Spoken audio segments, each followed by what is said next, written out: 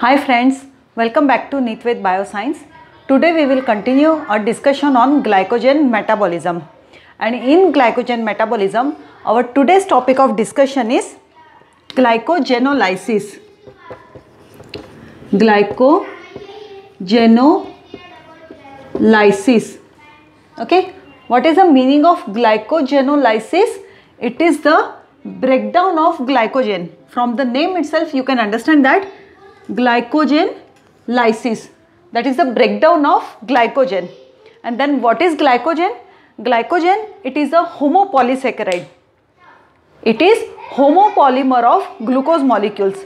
When many glucose molecules are branched together, form a globular structure, then that is known as a glycogen.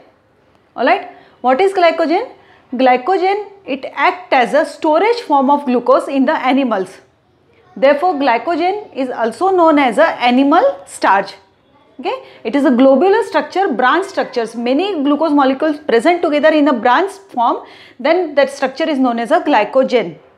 Yeah, and why body needs to store the glucose?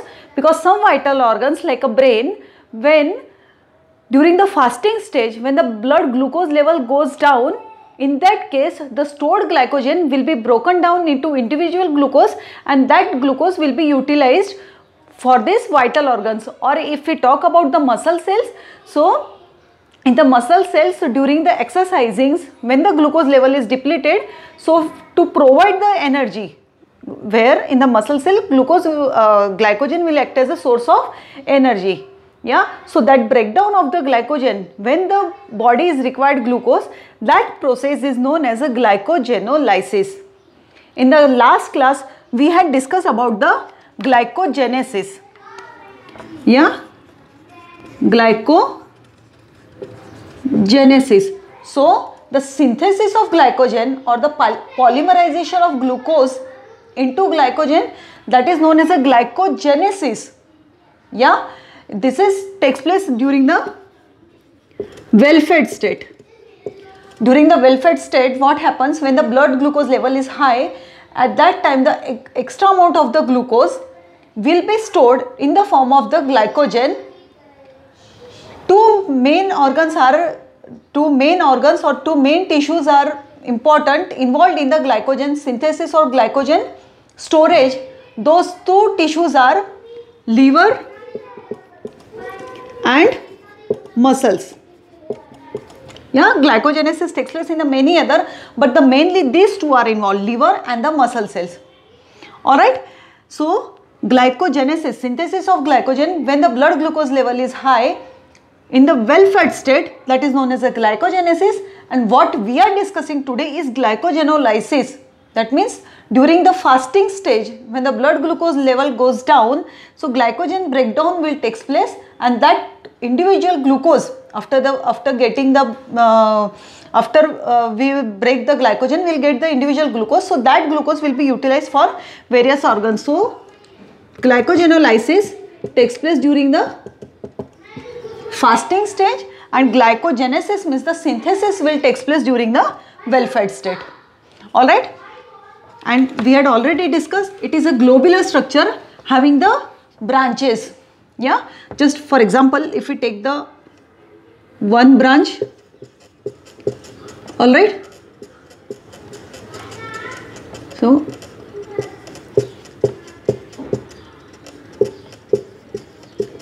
yeah, so main one protein, globular protein, that is glycogenin is present, and around the glycogenin various branches of glucose molecule form, that is, and the complete structure is known as a glycogen. Okay, suppose this is glycogenin.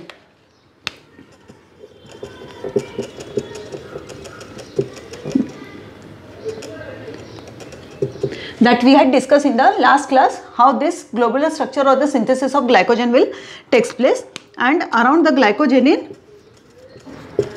various the glucose molecules are arranged together in the branch form, and the complete branch structure is known as a glycogen. Yeah, two type of the bonds, these are mainly present in the glycogen in the linear form or the linear structures when the glycogen is attached to one another.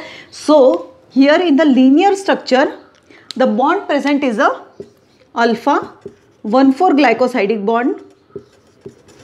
Okay, and this bond where the branching two chains of the glucose molecule attached together, so from the that form the branching.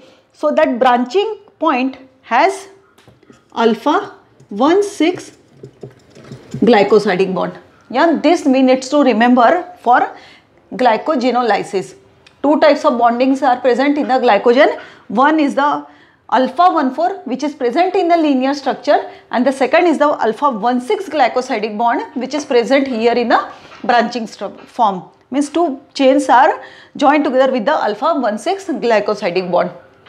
Okay, so what will happen in a glycogenolysis? Two main steps will take place. First, the shortening of the chain will take place. Okay, the chain will shorten one by one glucose molecule will be removed and debranching. Okay, two main steps are involved. If we recollect, or if you remember the glycogenesis, what is happening there? First, the short chain of around 11 to 12 residues of the glucose molecule will take place.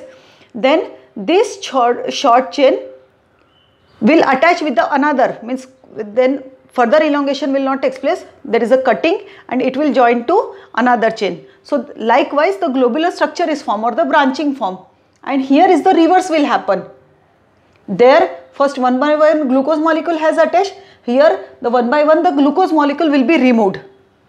Okay, then in that case branching, here debranching. Alright, so process is reversed, but the enzymes are not same in the glycogenesis and glycogenolysis. Different set of enzymes are present in the both the process. Okay, same enzymes are not involved. So our main goal is to remove the glucose one by one and then the debranching. Remove glucose one by one and debranching. This step will continuously takes place. First shortening, debranching, shortening and debranching. This way the glycogen will be broken down, and depending upon the tissue, the glucose molecule will be utilized. That we will see after some time. Alright. So the first step is phosphorylases and the second is debranching. Alright, these two steps. So first we will talk about the phosphorylases. Okay, just for example, if we take the example of one branch, only just one branch of glycogen,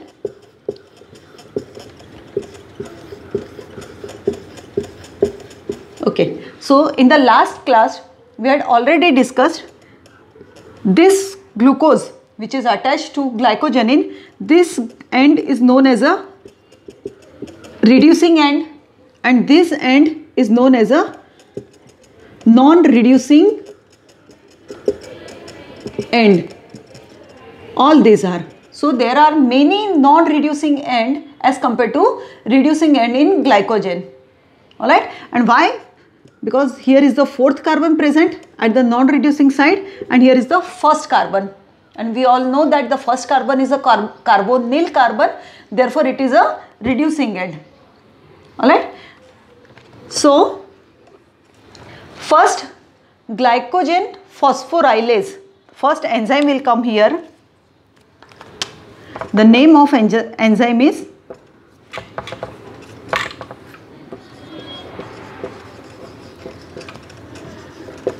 glycogen phosphorylase. This enzyme will attach to all the non-reducing end of the glycogen. Alright, all non-reducing end of glycogen, and it will remove the glucose one by one. But how? This glycogen phosphorylase, it will phosphorylate the glucose molecule. First it will pluck one glucose molecule, attach phosphate group to it, and the structure form is a glucose 1-phosphate. Alright, then after the removal of the one glucose molecules in the form of glucose 1-phosphate, enzyme will come to next glucose molecules. Here also the phosphorylation of glucose will take place and then the removal. So we'll get them one more glucose 6-phosphate, sorry, glucose 1-phosphate. Phosphate group will attach at the one place. Likewise, the process will continue. So the enzyme is what? Glycogen phosphorylase. It will continue on the glucose chain. It will remove the 1-by-1 phosphate group. Okay, so as it is moving forward, let us consider this structure.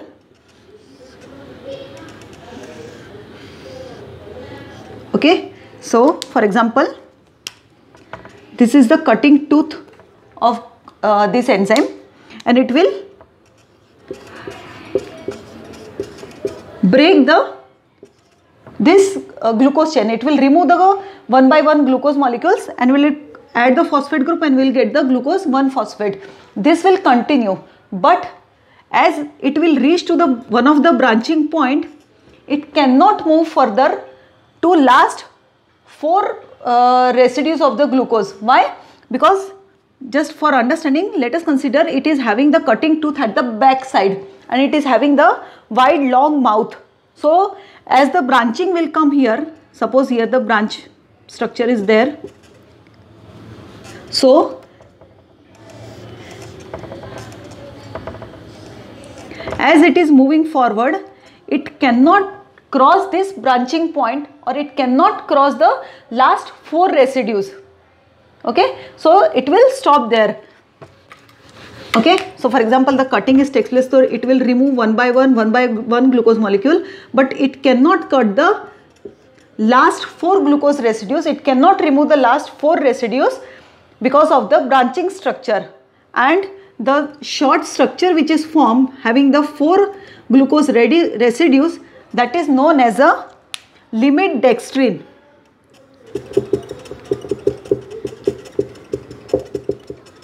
Limit dextrin. Are you getting what is happening here? We need to remove the glucose molecules 1-by-1 from the glucose chain. Okay, so enzyme present here is the glycogen phosphorylase. What glycogen phosphorylase will do? It will add 1-by-1 phosphate group and remove the glucose molecule. So the structure or the product form is a glucose 1-phosphate. So likewise, it will remove the 1-by-1 glucose molecule. It will remove until it will reach to the last 4 residues.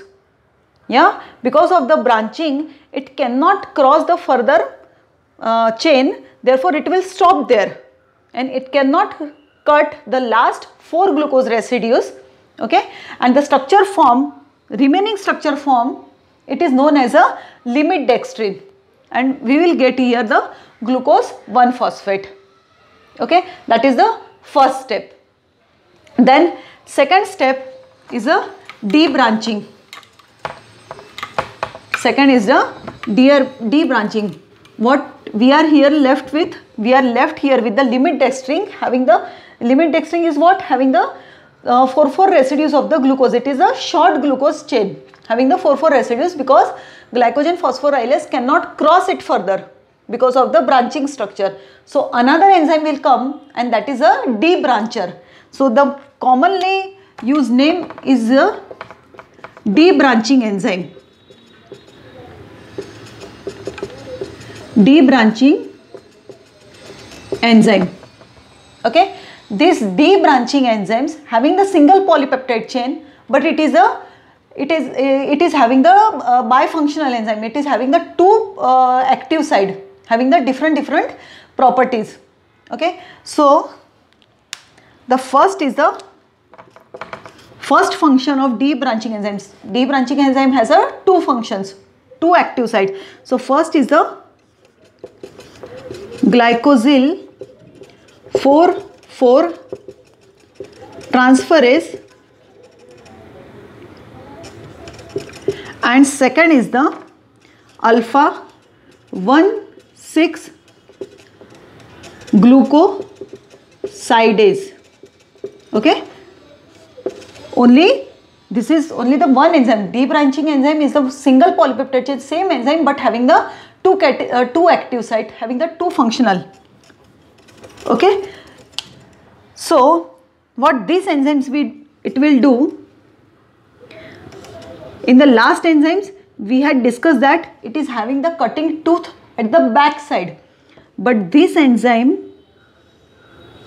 it is having the cutting tooth at the front side. So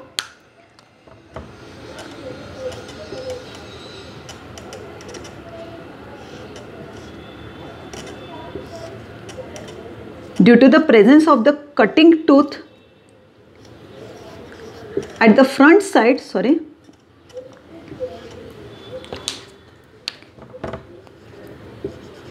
it will make a cut at this point, means it will remove 3 glucose residues together.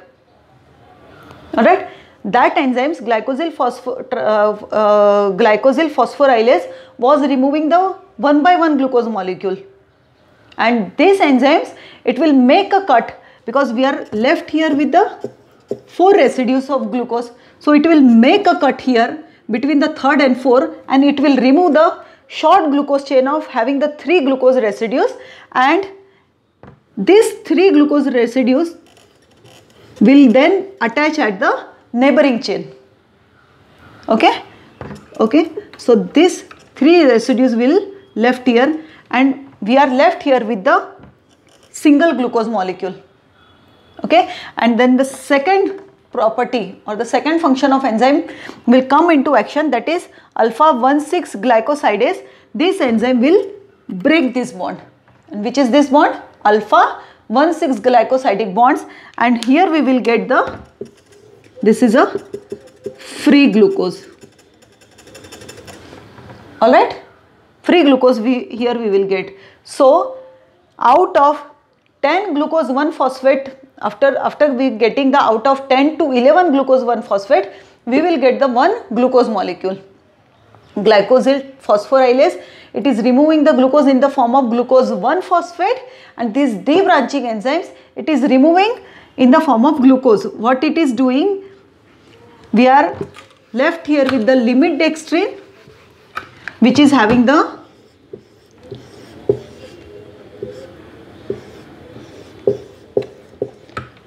which is having the 4 glucose residues.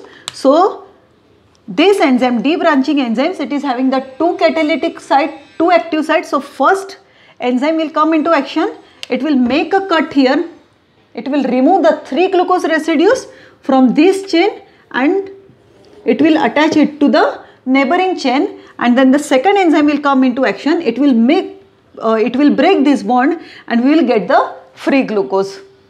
Alright, then again glycosyl phosphorase, it will come into action and it will remove the glucose one by one, until the 4 glucose residues will be there, and then the second enzyme will come into action. So this way this process will continue.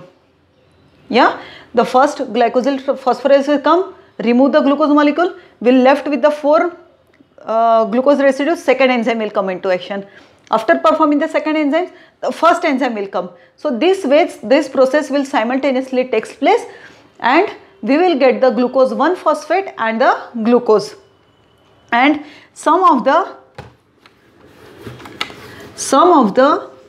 chain will be remain there, it will not degraded, and this will act as a primer for the next cycle. When the next glycogen synthesis will take place, this may act as a primer. Okay, so we don't want to focus it here. Right now what we are getting, glucose 1-phosphate from the first step we got, and the glucose. So now depending upon the tissue, which tissue it is, whether it is a liver or it is a muscle. Okay, so if it is a liver, glucose 1-phosphate after the few steps will convert to glucose, free glucose, and that glucose will come out of the liver and will enter into the blood circulatory system. So the liver glycogen act as a source of glucose for the blood circulatory system. But if we talk about the muscle cell, so here this glucose 1-phosphate will enter into the glycolysis pathway and will act as a private source of energy for the muscle cell only. Alright, so here this will enter into glycolysis, and here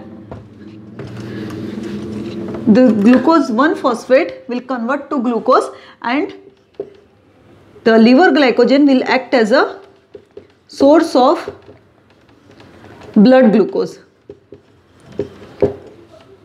Yeah, when during the fasting, yeah, when we require the immediate energy, or if we talk about the muscle cells during the exercising, when there is a need of energy, so glycogen breakdown will take place.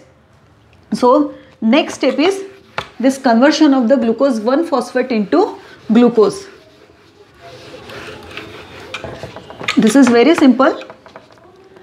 Glucose 1-phosphate, it will first convert to glucose 6-phosphate. Enzyme is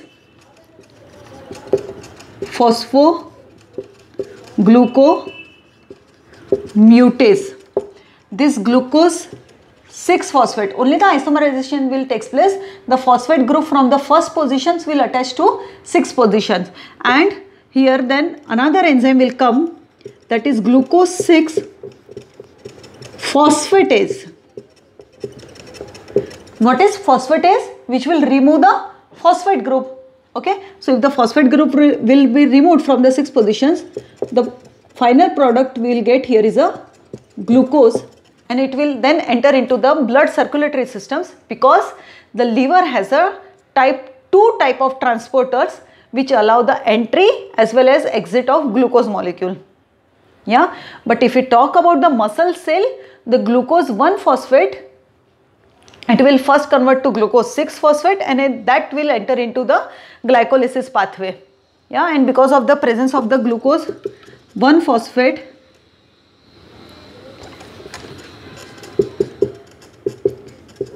first, this is a very highly polar structure, and the second thing, after the conversion of glucose 1-phosphate to glucose 6-phosphate in the muscle cells, right now we are talking about the muscle cell, there is no enzyme present, means there is no glucose 6-phosphatase is present which will convert the glucose 6-phosphate to glucose. Therefore, the muscle glycogen, after breakdown into the glucose, it will not act as a source of glucose for the circulatory system. That glucose which we are getting from the glycogen in the muscle cell will act as a private source of energy for the muscle cell. Okay, so this is the case of the muscle cell where glycolysis will take place, and here we will get the final glucose. So this is all about the glycogenolysis. Let us just revise what has happened here. Okay, very shortly we will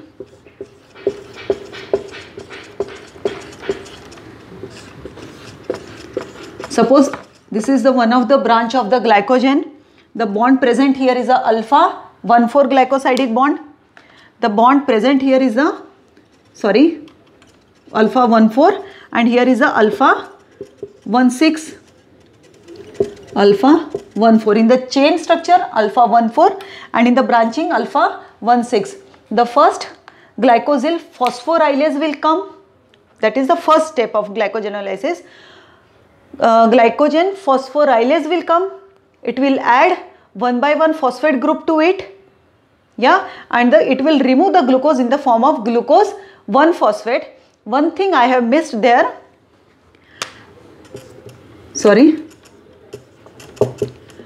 Glycogen phosphorylase. This enzyme work in the presence of PLP. This is the pyridoxine derivative. This will act as a cofactor for this enzyme. Okay, pyridoxine derivative. This will act as a cofactor for this enzyme and it will remove the glucose one by one. Okay, glycogen phosphorylase, it will break this alpha 1,4 glycosidic bond and it will remove the one by one glucose molecules in the form of glucose 1-phosphate. Up till it will reach to the last 4 glucose residues. It cannot cut the last 4 residues, yeah, because now the branching will come. So another enzyme will come into action. What is that common name of that enzyme? It is a debranching enzyme. That debranching enzyme will make a cut here. It will remove the 3 glucose molecule from here and it will attach to neighboring chain, yeah, and the last bond, that is alpha 1,6 bond, will be broken by alpha 1,6 glucosidase. Yeah, that is the second step, that is a debranching, and we will get here the glucose, and finally this glucose 1-phosphate will convert into glucose and that will be available in the blood circulatory system.